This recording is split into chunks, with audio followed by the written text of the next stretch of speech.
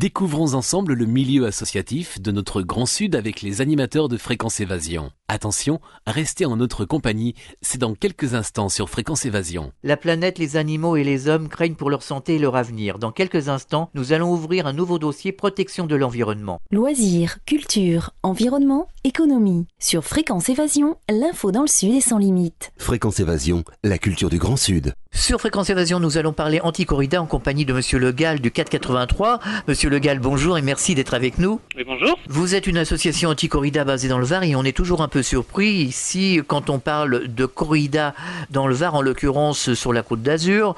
On pense toujours que la corrida se situe plutôt dans les régions de Nîmes, Arles, dans les environs de Toulouse, puisque la corrida a repris de plus belle du côté de Fenouillet.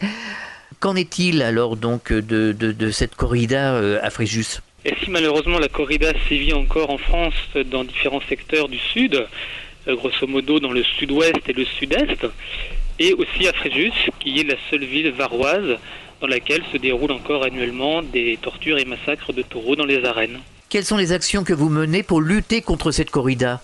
Alors l'association qui est donc le CAC 83, le collectif anti-corrida de Fréjus, existe depuis juillet 2001 et nous essayons par différentes techniques de mettre un terme aux corridas, soit en travaillant avec des structures qui ont une ampleur nationale ou internationale pour essayer de faire tomber l'édifice corrida d'un bloc, ou par d'autres stratégies qui consistent à démonter la structure pierre par pierre en s'attaquant par exemple au problème de la viande de taureau qui normalement ne devrait pas être livrée à la consommation humaine.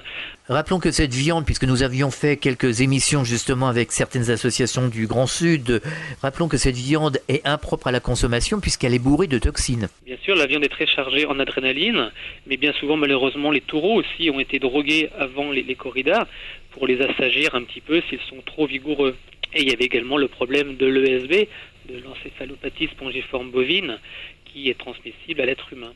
Donc on parlait d'une des techniques qui était de faire, pour faire disparaître la corrida, en essayant aussi de faire interdire l'entrée des enfants dans les arènes, car il est aberrant qu'on ne puisse pas diffuser sur les grandes antennes à la télévision un film qui dénonce les corridas sous prétexte que ça va choquer les enfants, alors que ceux-ci peuvent entrer gratuitement dans les arènes dès l'âge de 1 an, ou même moins. On a déjà vu des bébés dans les arènes qui étaient en pleurs, en crise. Par rapport aux actions que votre association a menées dans le Var, quelles ont été les avancées justement ? Alors déjà une prise de conscience au niveau de la population. On a révélé, grâce à un sondage qui a été effectué en février 2001, que majoritairement les Fréjustiens étaient opposés à la corrida. On informe tous nos sympathisants, adhérents, mais également le plus largement possible tout ce qui se passe sur Fréjus par rapport au financement plus ou moins occulte de la corrida, par rapport au fait que c'est une dictature sur Fréjus, c'est-à-dire que malgré que la population soit opposée à la corrida, malgré que même les conseillers municipaux, eux aussi, soient largement opposés à la corrida, on n'arrive pas, pour l'instant, à nos fins. Le maire de Fréjus, lui étant pro-corrida, maintient cette pratique. Alors y a-t-il des recours auprès de l'Europe pour faire tomber justement ces corridas qui se déroulent dans le Var ? Alors au niveau de l'Europe, pour l'instant, c'est un peu difficile parce que l'Europe nous dit que tout ce qui relève de tradition ou de coutume ne regarde que le pays ou que les pays, mais pas l'Europe en tant qu'institution. Mais au niveau de la France, il y a actuellement une députée qui est Madame Marlan Militello, députée niçoise, qui a déposé l'année dernière une proposition de loi à l'Assemblée nationale pour mettre un terme aux corridas, également au combat de coqs, qui relèvent tous deux du même article du Code pénal, c'est l'article 521-1, qui nous dit d'un côté que la corrida est un acte de torture envers l'animal et donc répréhensible, mais malheureusement, de façon hypocrite, on nous dit que s'il y a une tradition locale ininterrompue, que l'on peut exercer la corrida, ce qui est complètement aberrant, car qu'au nom d'une tradition, que l'on puisse se permettre de faire souffrir un être qui est sensible à la douleur, qui ressent aussi au niveau psychiquement ces perturbations qui lui sont imposées lors des corridas. Donc ça, c'est vraiment aberrant. Alors bien sûr, votre association mène des actions, des combats ponctuels pour essayer justement de stopper cette corrida dans le sud de la France et notamment dans le Var. Il va y avoir une manifestation qui va être organisée très prochainement par votre association. Est-ce que vous pourriez nous en parler en quelques mots? Effectivement, nous avons un grand rassemblement qui prend une ampleur européenne, dans la mesure où des délégations vont venir d'Espagne, du Portugal, de Hollande et d'Allemagne, pour dire non, basta à la corrida, on n'en veut plus.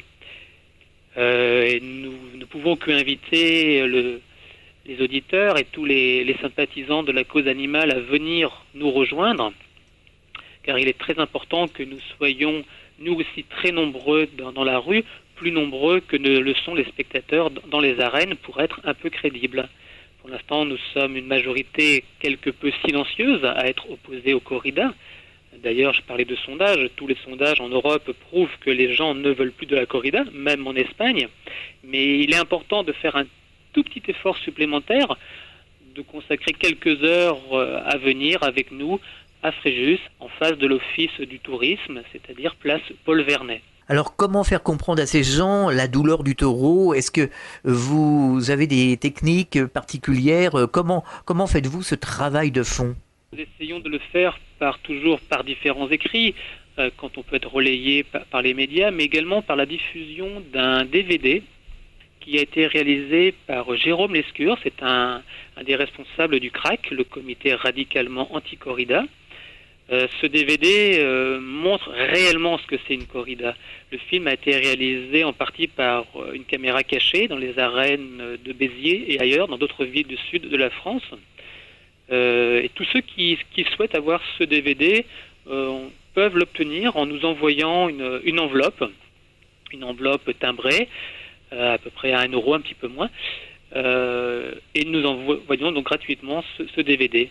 Ce que je peux faire, c'est laisser l'adresse. Allez-y. Alors, donc CAC 83, 378, rue du Général Brosset, La Madeleine, G 776, 83 600 Fréjus.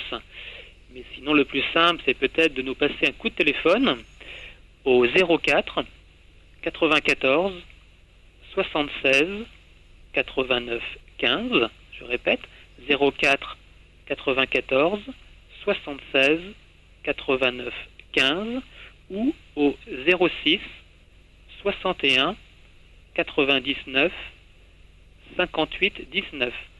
06 61 99 58 19. Alors les projets pour le CAC 83, quels sont-ils? Nous avons toujours plein de projets. Entre autres, on envisage des actions en justice contre ceux qui organisent les corridas, qui commettent différentes infractions. Je ne peux peut-être pas trop m'étendre là sur l'antenne pour pas trop dévoiler nos cartes. Mais il est clair que nous recherchons aussi l'appui d'avocats ou d'huissiers qui sont un peu sensibles à notre cause, ou malheureusement, comme toujours, nous recherchons des financements pour pouvoir payer un ou des avocats. Eh bien, j'espère que votre appel sera entendu. Un dernier mot, justement, pour sensibiliser nos auditeurs, justement, à ce qu'est la corrida et justement à lutter, à vous aider, peut-être, à mettre certaines choses en action. Alors, qu'est-ce qu'on peut bien dire? C'est tellement évident pour nous que la corrida doit disparaître que c'est presque aberrant de devoir expliquer pourquoi il faut se mobiliser, pourquoi il faut bouger, que la corrida, c'est avant tout une banalisation de la violence. Quand je pense aux enfants qui peuvent assister à ce genre de spectacle, où le héros, entre guillemets, c'est avant tout un tortionnaire, un sadique, c'est aberrant, quoi. Monsieur Le Gall, merci. Nous avons Madame Querelle au téléphone, justement, qui a mené des actions auprès du maire de Gimont, dans le sud-ouest de la France, à côté de Toulouse. Alors, Madame Querelle, quelles sont ces actions que vous avez menées pour essayer d'endiguer un peu la corrida aussi dans le sud-ouest, dans la région de Toulouse, notamment à Fenouillet par exemple? Eh bien, nous indiquons au maire que nous serons sur Gimont également, dans le Gers, parce que nous avons décidé d'être présents dans toutes les villes qui pratiquent la corrida et nous envisageons donc des interventions. Nous avons commencé à faire un premier travail avec le comité Toulouse et nous avons procédé à un publipostage dans la ville, c'est-à-dire que nous avons fait une première information pour que, le cas échéant, les personnes qui sont contre la corrida mais qui ne savent pas qu'existent des structures puissent enfin découvrir qu'il y a une véritable opposition. Ça, c'est le premier travail. Ensuite, nous nous rendrons également sur place, disons incognito, pour voir un peu comment les choses se passent sur Gimont, sachant qu'il y a notamment une feria des enfants, par exemple, parce que nous savons que les promoteurs de corrida font un énorme travail en direction des enfants, que ce soit au travers des écoles de tauromachie ou bien le fait d'aller également dans les établissements scolaires. Ils font un énorme travail de prosélytisme et nous voulons voir comment s'organise sur place ce travail dans ce qu'ils appellent la feria des enfants. Alors toutes ces actions sont menées par la FLAC d'Agde, je crois. La FLAC n'est pas, elle est basée à Agde, mais la FLAC est une fédération qui travaille au plan européen et international. Alors quelle est la démarche de la FLAC justement pour lutter contre cette incitation à la corrida, notamment pour essayer de sensibiliser les enfants comme ça se passe à Gimont, dans le Gers? Quelles sont les actions que vous menez? Eh bien, c'est de notre côté de pouvoir rentrer dans les établissements scolaires, de rencontrer les responsables d'établissements et de tenir des conférences avec notamment des films pour que les élèves puissent mieux s'exprimer autour de ce sujet, dire précisément aussi ce qu'ils en pensent par rapport à, je vous dis, cette propagande qu'on fait dans leur direction en permanence et où malheureusement il n'y a pas la symétrie et où les opposants ne sont pas tellement acceptés pour leur part dans les établissements. Alors si on essaie de faire un petit état des lieux de ce qui se passe justement sur Gimont, dans le Gers, qu'est-ce qu'il en sort? Il y a tout le travail qui se met en place comme dans toute ville de corrida, je dirais. À savoir, c'est une festivité et la corrida est inscrite dans une festivité puisque, comme nous le disons et comme nous le savons, la corrida par elle-même ne draine pas grand monde. Il lui faut tout autour une festivité type feria pour que les gens viennent et, le cas échéant, qu'il y ait un peu de monde dans les arènes. Les arènes de Gimont ne sont pas très grandes, ce sont des arènes d'une capacité de 3500 places à peu près, ce sont des arènes démontables. Donc, il faut quand même faire venir du monde. Gimont n'est pas immense, il faut donc, pour que ce soit attractif, qu'il y ait tout autour l'espace festif, à savoir la fameuse feria avec les bodegas, etc., etc. Alors à travers ce qui se passe à Gimont dans le Gers, est-ce qu'on peut y voir les mêmes conséquences qu'à Toulouse? Pas précisément. Ça n'est pas tout à fait la même chose. Disons que sur Toulouse, il y a une volonté du lobby tauromachique de récupérer cette ville qui fut donc une ville importante pour le milieu de la corrida, comme ils essayent également de récupérer d'autres villes type Marseille à l'heure actuelle, avec notamment la volonté d'y construire des arènes à nouveau, ou bien aussi, pourquoi pas, la ville de Montpellier ou de Bordeaux.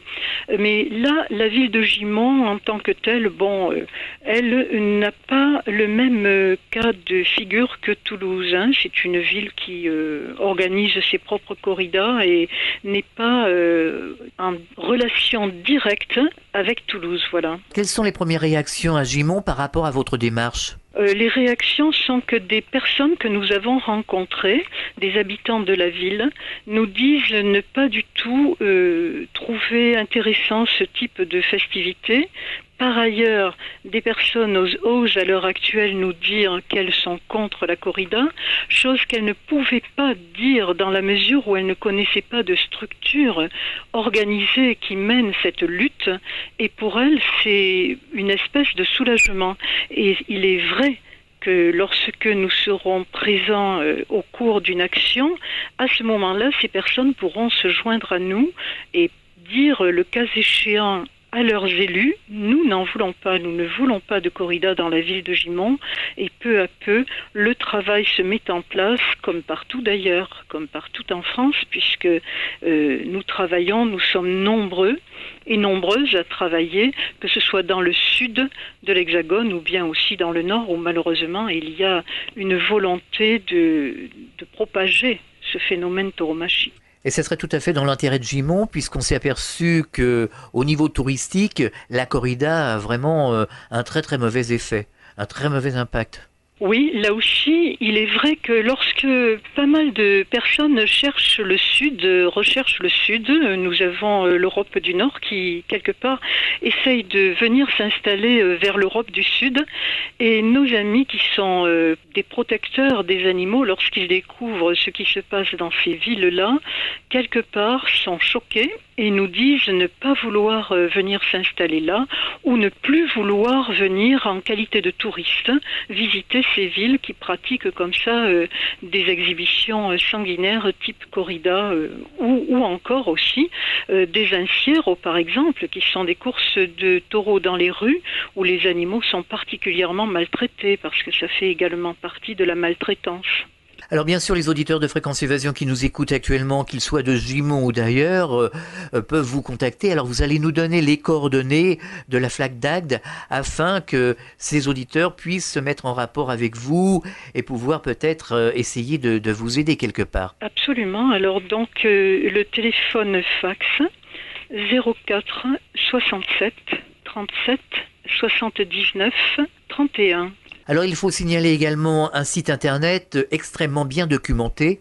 Absolument, oui, bien sûr, puisque de toute façon, la FLAC, comme je le disais tantôt, travaille, si vous voulez, au plan plus vaste, au plan européen et au plan international, et n'est donc pas strictement sur un secteur. Elle est basée dans le sud de la France, mais elle travaille très précisément avec les Espagnols, qui sont tout proches, et Barcelone, puisqu'on sait ce qui s'est passé récemment à Barcelone, et nous travaillons donc très activement avec l'Espagne, le Portugal, et puis un peu plus au nord avec la Belgique, l'Allemagne, la Hollande, l'Angleterre, etc. Donc, et puis aussi avec des gens, des relations au Canada, aux États-Unis d'Amérique, en Amérique centrale, du Sud. Vous voyez, donc c'est assez vaste.